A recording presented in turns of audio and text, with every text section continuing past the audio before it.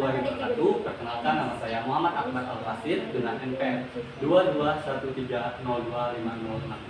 Saya dari Prodi Pendidikan Teknologi Informasi Universitas Langit. Di sini saya membawakan materi berjudul Infrastruktur Teknologi Informasi untuk Fondasi Bisnis Digital di Zaman Modern. Jadi, apa yang dimaksud dengan infrastruktur teknologi informasi?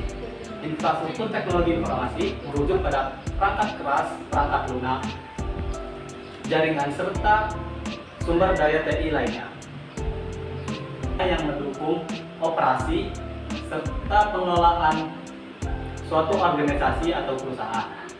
Okay, next. Selanjutnya ada komponen. Terdapat beberapa komponen dalam infrastruktur teknologi informasi. Yang pertama ada perangkat keras. Contohnya seperti keyboard, mouse, loudspeaker, proyektor, dan juga lain sebagainya. Dan yang kedua ada perangkat lunak.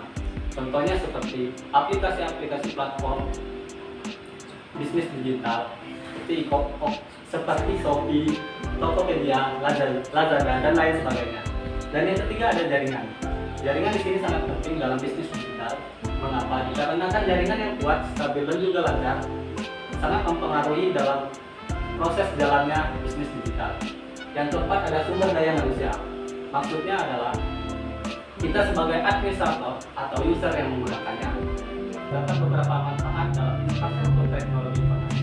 Yang pertama ada skalabilitas. Di sini infrastruktur teknologi informasi memungkinkan perusahaan untuk menyesuaikan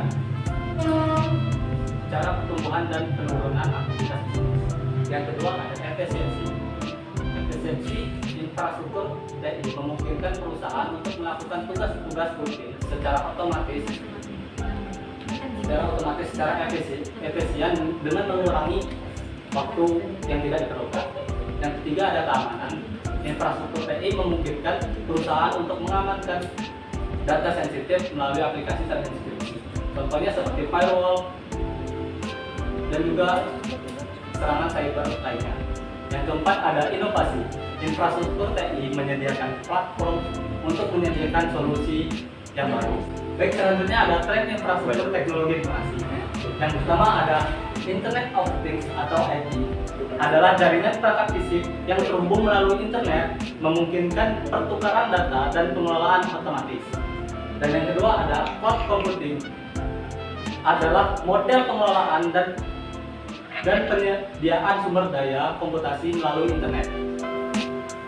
Yang ketiga adalah kecerdasan buatan atau AI.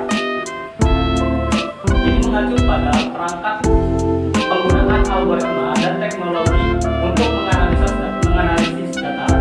Dan yang keempat ada edge computing.